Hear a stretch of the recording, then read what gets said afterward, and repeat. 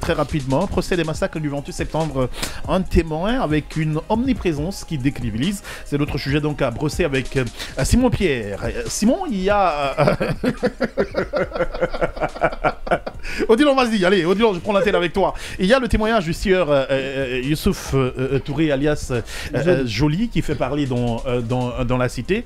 L'homme serait très introduit donc au temps du CNDD. Il fait beaucoup de révélations depuis sa première sortie, sauf qu'il fait preuve d'une omniprésence qui pourrait mettre du discrédit sur ce qu'il est en train de raconter. On ne peut pas être partout et au même moment. Bon, Touré, c'est le petit Dieu dans ce procès. Ouais. Voilà, parce qu'on dit souvent Dieu, il est omnipotent, omniprésent, il est partout et nulle part, omniscient. Mais Touré, sa comparution en tant que témoin dans ce procès, nous le savons, le témoin joue un rôle très très important dans ce genre de procès. Ouais. Mais on attend beaucoup de cette catégorie de personnes dans ce procès. Mais le cas Touré, vraiment, ça va au-delà de nos attentes. Ouais. Parce que comment est-ce qu'un témoin peut être partout et nulle part? Ouais. Et moi, quand je l'ai suivi au départ, et même hier je le suivais également, on se rend compte qu'il y a beaucoup de choses qu'il raconte, je ne dis pas qu'il n'y a pas de part de vérité dans ce qu'il raconte, mais sauf qu'il y a, à mon avis, ça c'est, comme disait Simon, chacun donne son avis. Je pense que Touré est en train de nous vendre des choses qui n'ont pas existé. Bien, d'accord. Hier, il y a une question par exemple de Maître Pépé Antoine sur l'élément qui est passé sur la RTG. Ouais. Maître Pépé a posé une question à... Est-ce que tu peux être gentil et parler dans le micro, s'il te plaît, Odilon? Ouais. Parce qu'il faut que la guillemette t'entende. Ouais. Maître Pépé lui a posé la question, est-ce qu'en 2009, il y avait le 600, parce que M. Touré dit avoir utilisé un 623. Un 623, et à l'époque, il n'y avait pas le 623. Ouais, parce qu'on n'avait pas rajouté le 6, quoi. Au fait, les numéros... Et à moins que ce soit un numéro intercell, je crois que c'était les 63, ou c'est pas trop, en tout cas, l'indicatif d'Intercell, c'était 63, si c'est bon dans ma tête. Voilà, un truc comme ça. Donc, cela révèle que tout ce qu'il raconte n'est pas vrai. Ouais. Et après, il s'est dit... non, pas que tout ce qu'il raconte n'est pas vrai, mais peut-être qu'il n'y a pas de la concordance par endroit. Bon, en tout cas, sa façon de raconter des choses ne dit pas qu'il ne connaît pas certaines choses. Non, attention. À l'entente de mon propos, j'ai bien dit, je ne remets pas en cause tout ce qu'il raconte. Je ne dis pas qu'il n'y a pas de part de vérité dans ce qu'il dit. Mais à mon avis, il y a encore plus... Mais tu viens de dire que ce qu'il raconte n'est pas la vérité. Il y a autant de mensonges également dans ce qu'il est en train de raconter. Et au-delà de tout, il faudrait que ce témoin, je ne sais pas s'il a été suffisamment conseillé, même si il a préparé son discours avant de venir, mais qu'il sache que le faux témoignage également est une infraction. Donc on peut comparer comme témoin. Mais il faut prouver le faux témoignage. Voilà. Mais ça, ce sont les avocats des parties, des clients qui sont enfoncés par ces dires qui devront le prouver. Mais ce qui est important pour les témoins que comparer, c'est de savoir que on peut comparer comme témoin, mais après, quand on constate à travers votre communication que ce que vous dites n'est pas vrai, il y a des faux témoins dedans, donc vous pouvez être poursuivi également pour cela. Donc il faudrait que M. Touré fasse très attention sur ce qu'il est en train de dire. Après, de l'autre côté, Simon Pierre, si on doit croire à M. Touré, alias Joly, c'est que le pouvoir de Dadis tournait autour du sang, autour de trucs mystiques, autour des fétiches, et aussi autour de la trahison, mais aussi des femmes. Hein. Bon, oui, c'est ce qu'on a quand même plus ou moins constaté dans son témoignage. Mais je veux dire que lorsqu'un témoin dit des choses avec une certaine sérénité, un certain calme, n'est pas trop évasif et se contente de répondre aux questions, là, il est plus ou moins intéressant. Mais lorsqu'un témoin... on pose une question, il bondit là-dessus, il s'étale, il revient, il est partout. Moi, en tout cas, à mon sens... Et très souvent, il ne répond même pas aux questions posées. Il ne répond pas aux questions. Parfois, la plupart. Il faut le ramener tout le temps dans la question. J'ai l'impression que, plus ou moins, je n'accorde pas assez de crédit à ce qu'il dit. Ça, c'est mon avis personnel. Et l'autre chose, lorsque Maître Pépé, tout à l'heure, Odilon l'a rappelé, lorsqu'il se met à dire qu'à l'époque, il y avait le 600... 23, j'ose croire quand même que c'est des choses sur lesquelles il ne faut pas badiner. Ça met en doute également beaucoup de choses qu'il a eu à dire.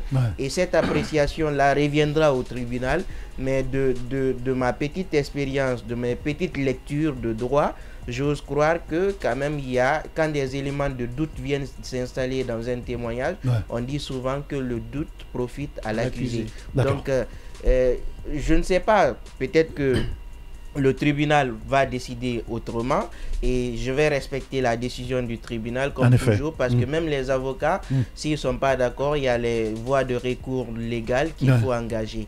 Mais pour le moment, je pense que c'est un témoin qui est plus ou moins un peu plus ou moins instable, permettez-moi de l'expression, parce que sa façon de...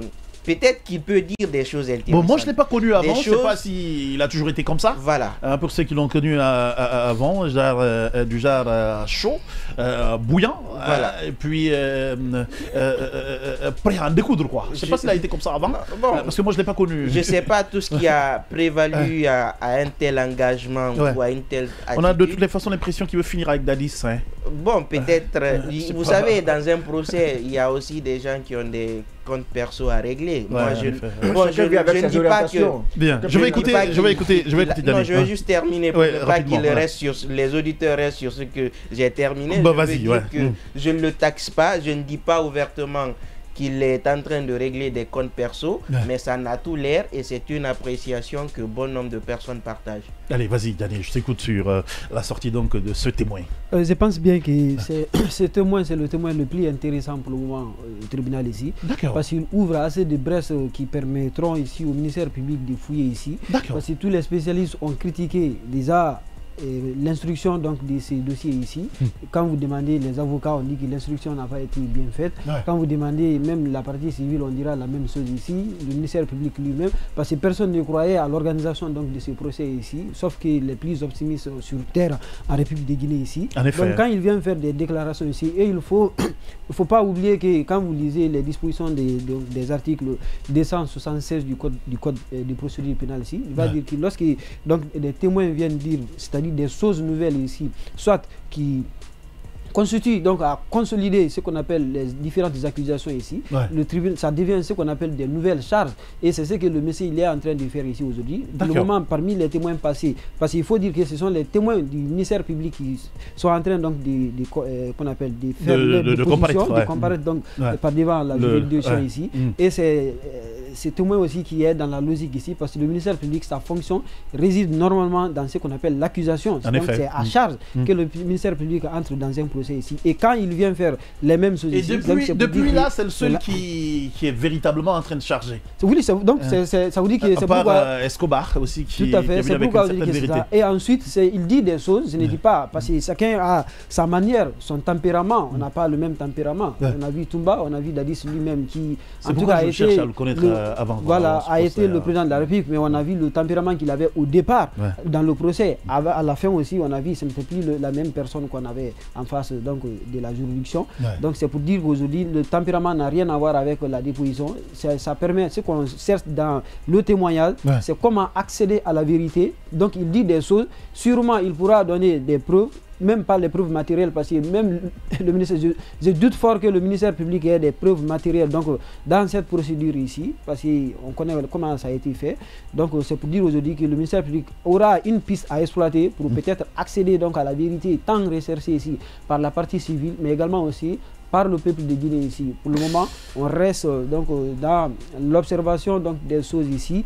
Et peut-être qu'avec la confrontation, parce que c'est la troisième phase donc de la procédure, on va voir la confrontation de tout ce qu'il dit ici, à charge contre les différents accusés. Donc s'il pourra donc essayer de le corroborer, parce qu'il dit qu'il y a d'autres choses qu'encore qu'il n'a pas dit. Ah, il attendrait à cet effet la confrontation, surtout avec Blaise Gomon. Il dit qu'il est quand même fin prêt pour faire continuer sa déposition.